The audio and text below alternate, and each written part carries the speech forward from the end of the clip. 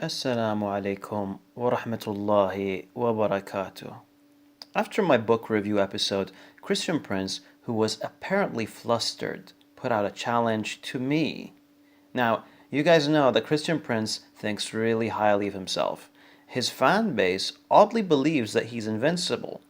So in this video, I'm going out of my way to accept that challenge in order to demonstrate to you, the viewer, how deceptive and incompetent he really is.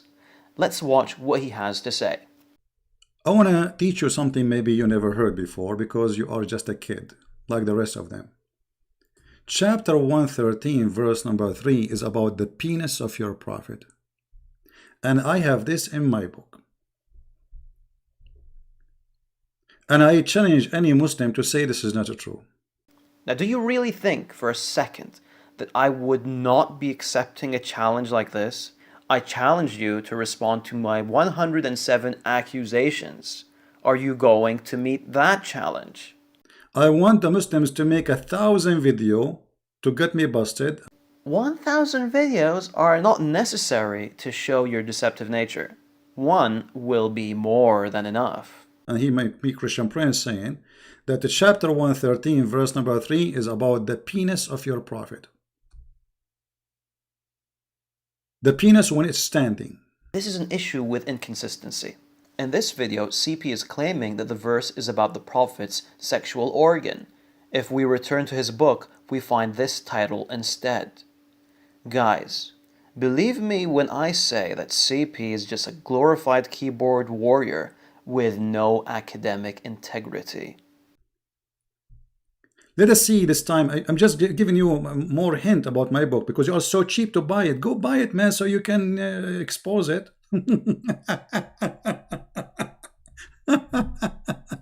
Key in the forced fake laughter. Why should I pay $13 for your book when I can access it online for free? Allow me to deconstruct your arguments while only using the sources that you have provided. Christian Prince quotes 6 translations of the Quran. He claims that all of them are wrong and then provides his own translation. As you can see from the choice of words, he suffers from a truly limited vocabulary. A vocabulary not suitable for a religious text, but rather one that is more suitable for a middle school playground. Now let's carry on. He makes the claim that the word ghasiq, which means night, should be translated as male genitalia. He argues that this is the view of Ibn Abbas and provides sources for his claim. The first source is the exegesis of Ibn Atiyah, which we can see here. Now, does Ibn Atiyah claim that this is the view of Ibn Abbas? No. Ibn Atiyah says that Ibn Abbas, Mujahid, and Al-Hasan, all major commentators, held the view that ghasiq means night, and that's the part that's underlined in green. He then points out that Al-Naqash attributed to Ibn Abbas that ghasiq is referring to male genitalia.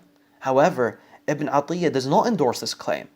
If we actually do some research, we'd come to the conclusion that Al-Naqash is someone that is accused of lying.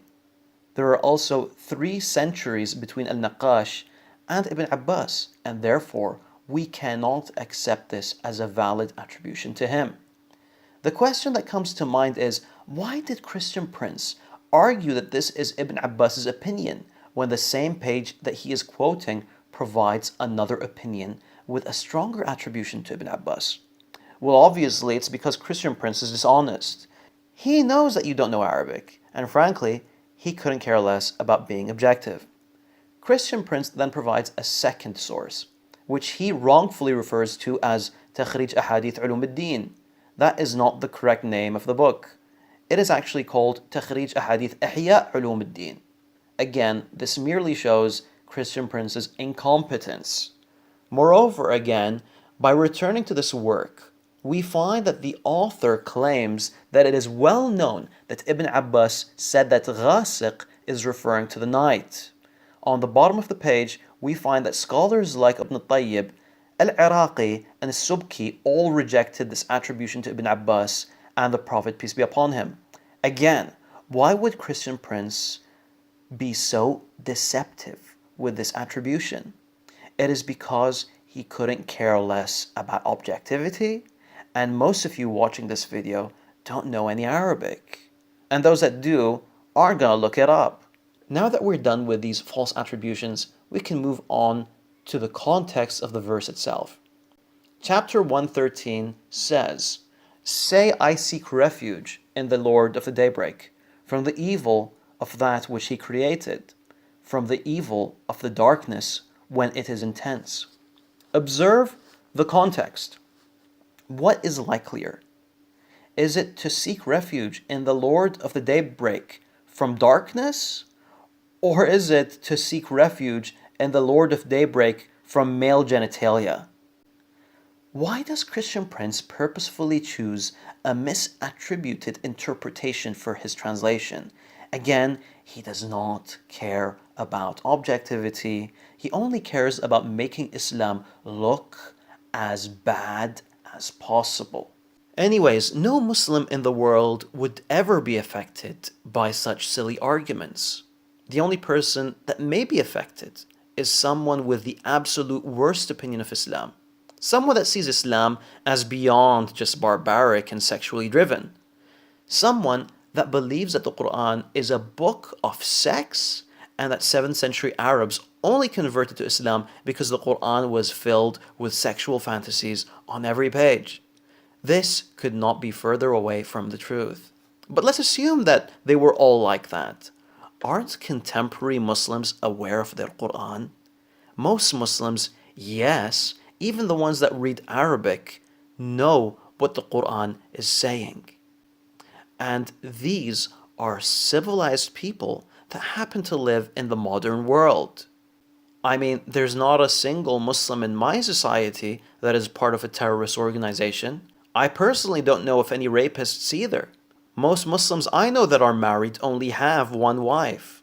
Many of them, myself included, are educated in the English language and consume media that is produced in the West. Many of them watch documentaries because they're educational and interesting. Many of them enjoy great works like Citizen Kane, The Godfather, and The Good, the Bad, and the Ugly. Many Muslims are God-fearing individuals that will smile in your face, give to charity, and help those that need it. And just like Christians, there are some bad apples. Bad apples that sell drugs, bad apples that knowingly bring harm to others, and bad apples with terrible taste and enjoy garbage like the Harry Potter series or Naruto. So, what am I trying to say? You may disagree with Islam, and you may believe that Islam is false. However, that doesn't mean that we are evil people, that believe that we were born to have orgasms. Most of us, believe it or not, believe that Islam is true, and we have our reasons for believing so. We do not believe that lying is a good thing. We believe that lying is bad. And instead of taking that knowledge from Christian Prince, someone who we should all agree by now is a liar and very ill-mannered, perhaps it should be best to ask a knowledgeable Muslim next time you're at the supermarket, or at a community fair, or at the hair salon. Why are you a Muslim? And maybe, just maybe, you can have a conversation that is more respectful, fair, and loving than you expected. A neighbor of mine recently attempted to invite me to studying their religion. It brought me great joy because I felt that they were reaching out to me and sharing what they perceived to be true with me. I did not perceive my neighbor as evil. Instead, I thanked them, met with their community, sat down and had lengthy, respectful discussions about their faith and mine. Our time in this world is very limited, and we shouldn't be wasting what little time we have on bigots that are trying to make a living by trash talking and degrading a fifth of the world's population. Now, this is not an invitation to accept Islam, by the way. This is an invitation to not hate Islam, because believe you me, we could do with a lot less hatred in this world. May the Lord shower you with His mercy and blessings and a good night to you all.